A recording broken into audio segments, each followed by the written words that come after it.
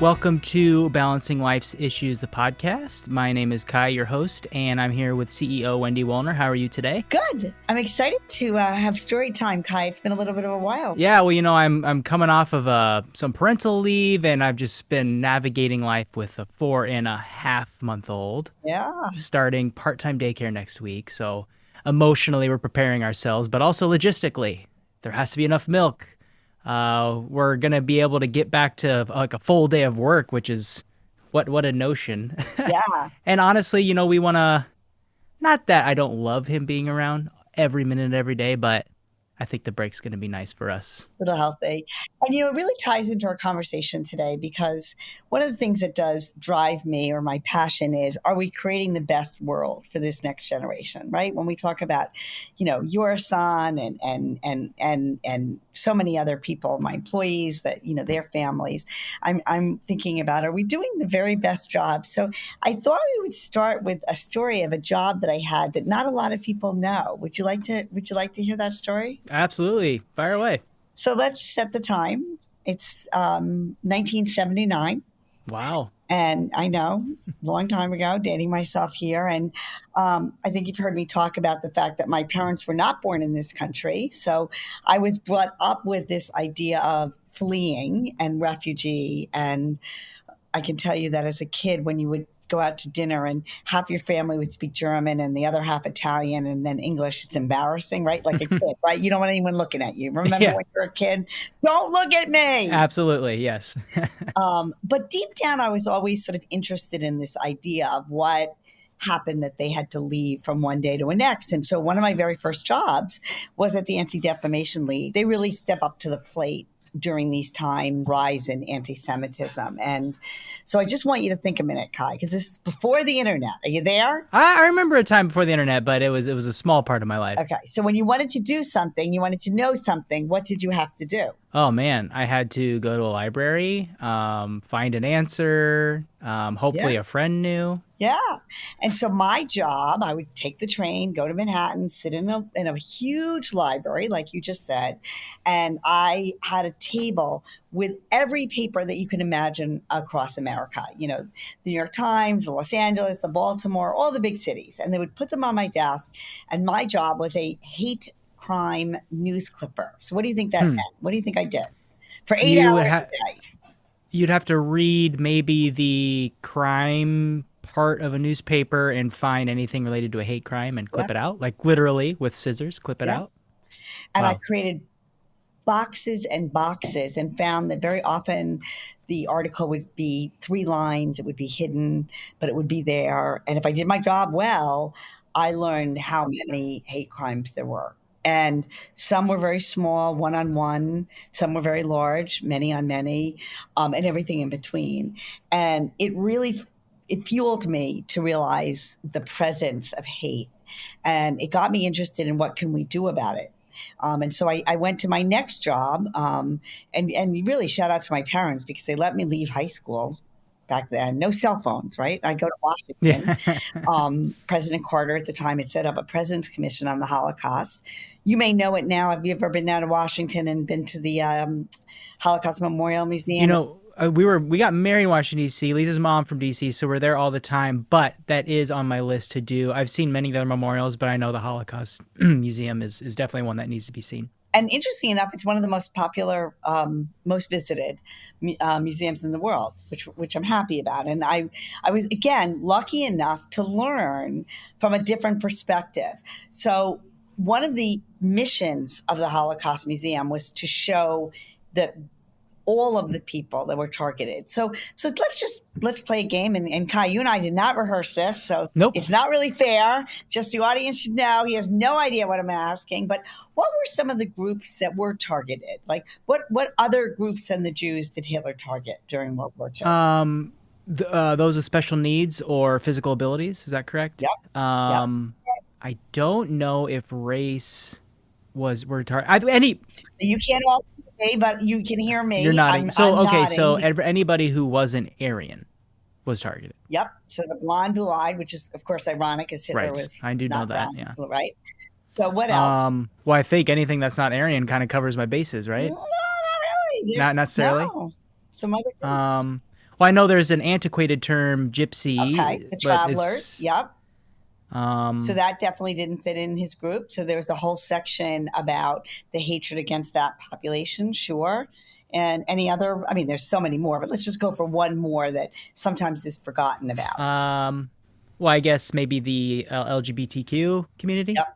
Yep. Of course, at that time when it started, it wasn't quite as sophisticated. We didn't know as much as we do today. But so the gay, lesbian, which of course now is a much larger population. And, as you asked me that question, I'm thinking in my head, who are groups of people who are disenfranchised or often targeted or persecuted? And you know what I was kind of hoping you would say? What's that? I was hoping that you might say you weren't sure. Oh, instead of going to find an answer that I didn't know, I could have said. Yeah, that's kind of what I was hoping. Okay, so that's maybe, we're kind of peeling back some layers here. I don't know. I was hoping that, because I think one of the things that I've learned is that incredible sophistication to say, I don't know, but maybe I'm willing to learn. And I'm moving forward to today. We had a pretty, I think, exciting day at work that it was very validating. So I'll end with that story, Kai. So ask me what was so validating today. So what was so validating about today?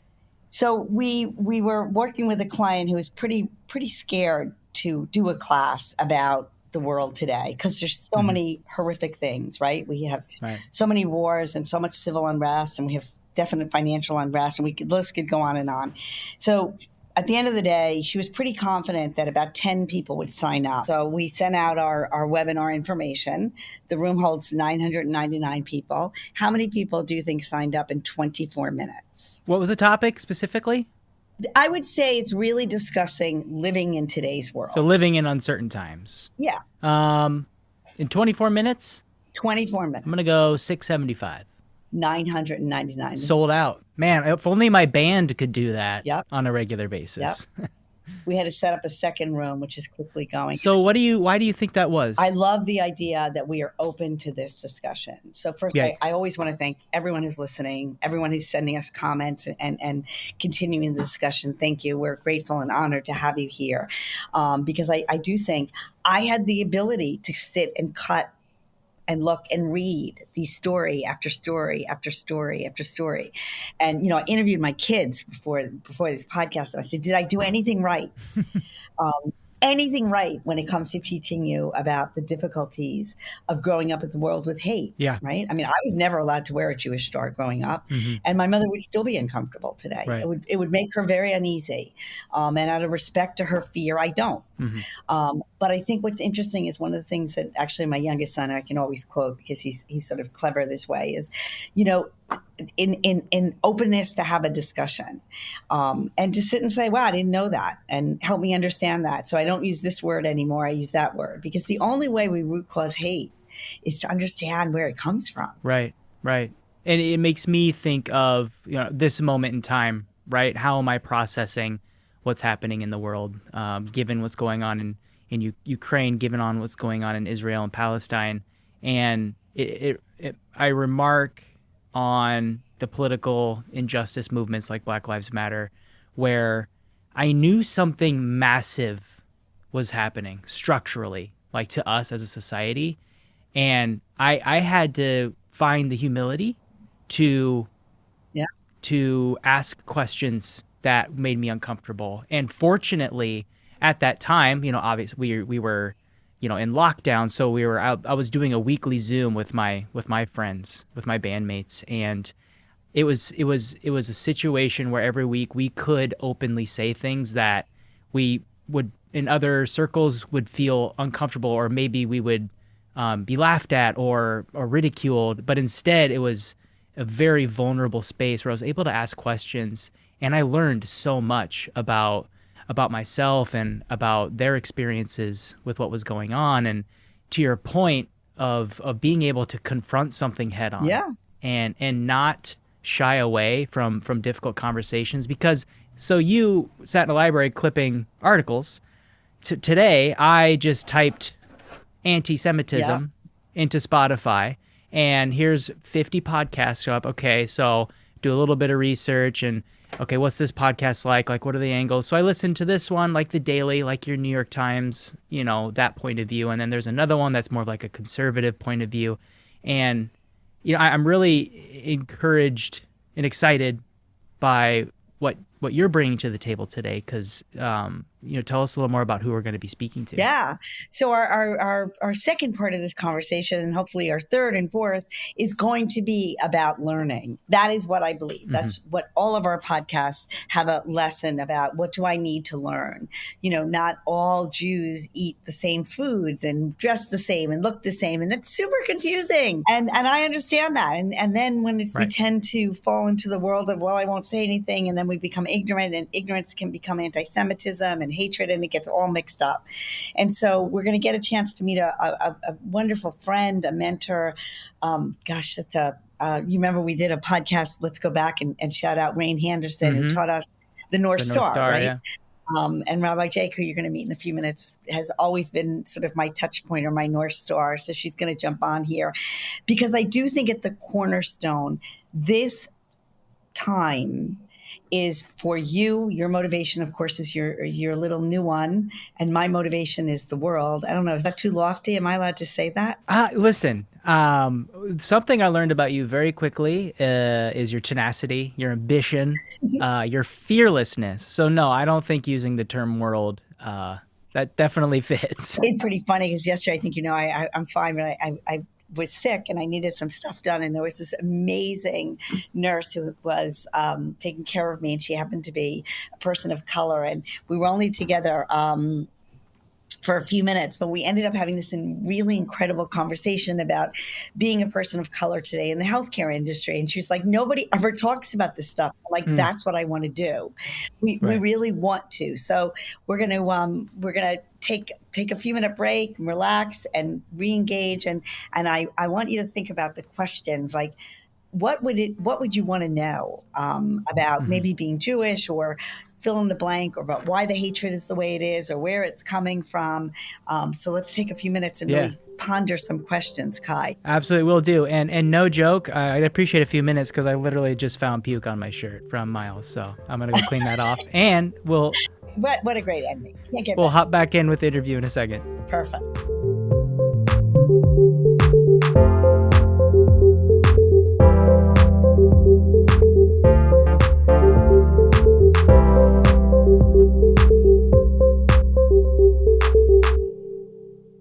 Let me tell you about one of the things that I've learned about talking with people who aren't Jewish about anti-Semitism. It's a very misunderstood hatred. And the best way, I think, to convey to people what it's about is to tell stories. So I'm going to tell you a couple of stories of anti-Semitism from before I became Jewish, and before I even knew enough to label what I heard as anti-Semitic. So I grew up in a Christian family, German origin. And one of the things that a family joke we had was that my parents and grandparents were very cheap. So they would park, if they were going to an event, they would park 20 blocks away for free, rather than pay, $2 to park closer to the venue. And it was often said, we must have had we had some Jews, right, in our background. When I heard it, I didn't understand what that meant. Only later did I understand what it meant. And then when I was in 9th grade, I lived for a year with an uncle and aunt, and the aunt was also, fundamentalist Christian. And I was just learning about the Holocaust. And I came to her and I said, I'm so disturbed by what I am learning. And she said, well, that's always the way. The Jews are a stiff-necked people. Like we brought it on ourselves. And I didn't only realize later that she got that right from the Hebrew Bible, right? There's a lot of stuff that can be used against Jews found in our own Bible. So, I think the first step is to kind of tell people, your own experiences of anti-Semitism. Living out west before I came here, people use the phrase, are you going to Jew me down? Mm-hmm. Yeah, you don't hear that as much out here. But we had a gathering of about 80 people at Temple Israel Sunday evening, an interfaith gathering to talk about anti-Semitism, planned long before the war broke out. And a lot of the people about half the people there are not Jewish. They had no idea that people would get beaten up People in the room had been beaten up for being Jewish. And so telling stories is a way to kind of gain understanding. Well, what I hear you saying is we have to share the stories, which is sometimes hard, right? Like, I mean, look, when I was at Syracuse, I was teaching social studies, and my master teacher said, well, we rip out the Holocaust because there's no Jews in the class. And he literally took the book, Rabbi, and he ripped it out. And he said, we don't teach what's not relevant to us. And I was like, well, how will we ever learn this then? So we have to share our horror stories, which are hard. It's hard to do that. It is very hard, but otherwise, it's such anti-Semitism is so difficult to understand because unlike a hatred like racism, right? That's kind of like, well, we're talking about inferior people, easily identified because of the color of their skin. Anti-Semitism, Jews are not as readily identified because many of us come from European backgrounds. And it's more like, I think Barry Weiss called it punching up, right? Jews are powerful. They're in control of everything. So how can we be vulnerable, if we are powerful? Does anybody not believe your stories? Have you ever had someone not believe your story? No, actually. Once people hear. Interesting. They always know that wouldn't happen. So that's inspiring then to say it works. Yeah, it works. It works. Okay. Tip number 1, tell the stories. Well, and as someone who's not Jewish, I mean, my wife is, I've kind of come into it in a sense. It does, growing up, it felt like a not American problem, anti-Semitism, right? Like it's a European thing. It doesn't really exist here, and it couldn't be farther from the truth. Kai's got the Nebraska roots going on there too. Nebraska Lutheran roots. Lutheran is my background too, growing up. Which is why I know you come from a Lutheran background, yeah. Tell the story. I had a call from a longtime friend of mine who's also a pastor, and he, like I am, is concerned about the loss of life in Gaza. And he said, I don't know what to say. I said something, and then somebody said I was anti-Semitic for saying that, and help me understand. And I said, well, I tried to explain to him how people might hear what he is saying. But I think it's also so important not to rush to judgment about people. He truly was trying to wrestle with, he condemned what happened on October 7th. And at the same time, he's worried for the innocent people in Gaza who are being affected. And so I said, maybe we don't rush to. Maybe it's okay to say we hold both truths in our heart, that what happened on October 7th was evil. Think about what we've been through with George Floyd, the police officers, the horrific, that goes so much bigger than what you said, the tip 2 about I need to learn more. And, clearly that's our passion. That's why I'm so grateful for you being here today, is just help us learn more. Yeah. I need to know more. Right. I need to understand more. Right. I need to look it on a map. I need to understand more. Go to a class, right? Exactly. And so the minister invited me to come and speak to he teaches a big class, and he asked me to come and speak to them about. But I have a hard question for you. You ready? Okay. How do you think you became and are, and your reputation and your persona is so inclusive? What is the secret sauce that you learned that people feel so welcome? I think because I know what it feels to be, I know what it feels like to be an outsider, right? I don't fully fit. I mean, I don't know if you were there when I gave that sermon about being a shiksa, easily identified as somebody who wasn't born Jewish.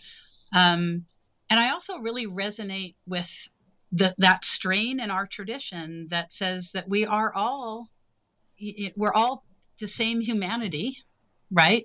And I work against it, like feeling like we need to be divided into tribes, right? I think that people are people.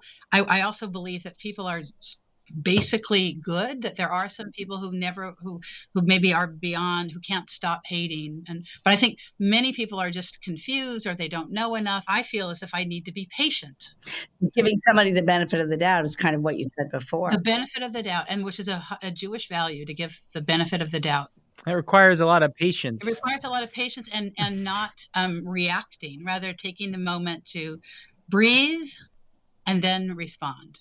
Yeah, and that's what I learned through like Black Lives Matter and Me Too, because I found myself like on social media just blasting my opinion into a black hole and clogging up the gears for the voices who needed to be heard. Mhm. And what I learned is to listen, like you were saying, listen to these stories, listen and take that as lead, repeat what they're saying. So I appreciate you saying that piece. One of the things that I also learned most recently is I had a Christian woman come up to me after the anti-Semitism program and say, I hear, when people say things about Jews I'm not sure how to respond. I feel like I want to say something, but I feel like I freeze up.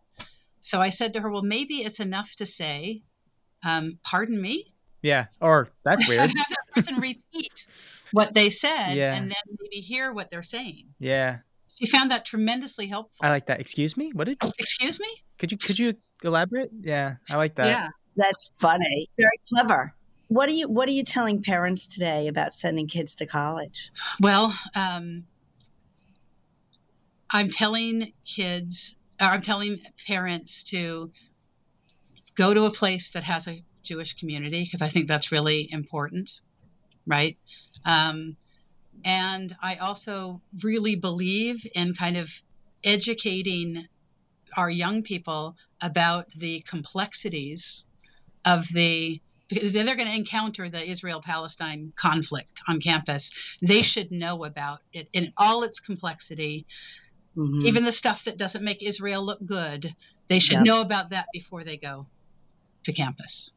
And that's what I do. I'm now teaching the high schoolers at Temple Israel. Like I have them all, but as you know, not everybody stays through high school. So right, and yeah, I think that's interesting. I mean, one of the things I know we talk about is advocacy for education. Yeah.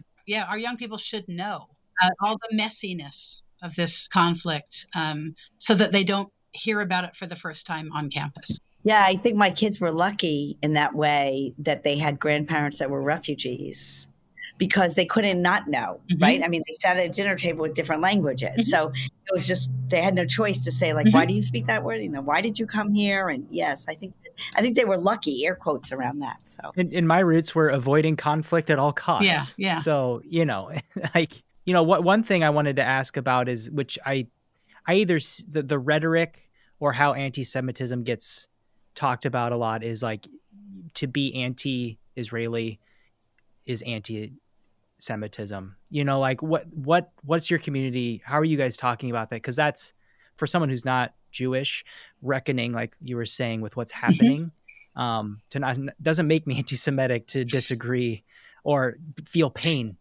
for what's happening. Yes, over there. and that's a great question.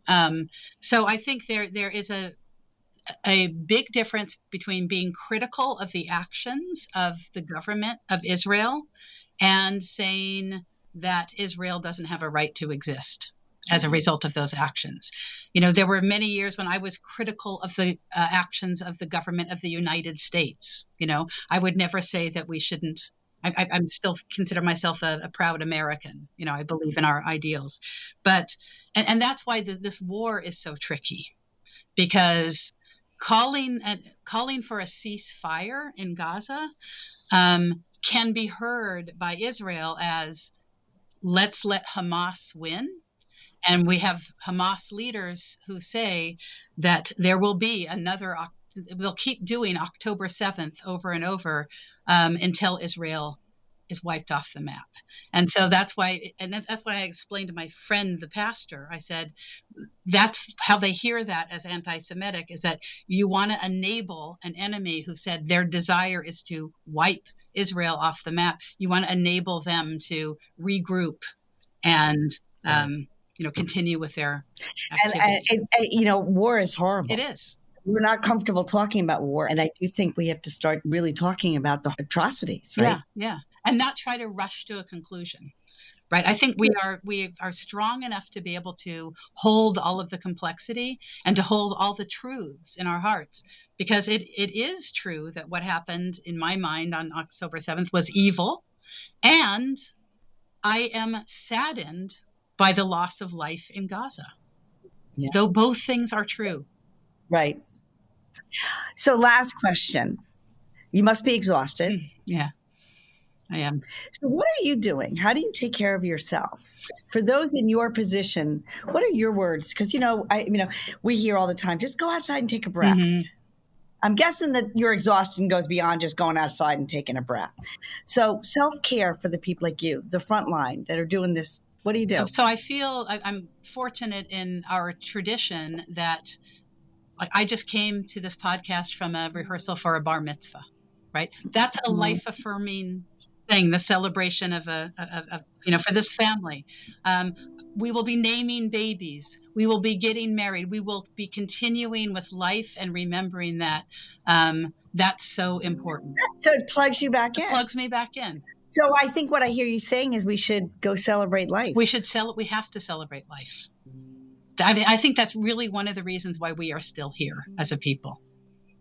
Because even in, there's a story in, that even in the concentration camp where they had very little food, they made sure to melt, their fat rations so they could light lights on Hanukkah, because you can live for a time without food, but you can't live for any time without hope. And that's what our celebrations give us, hope.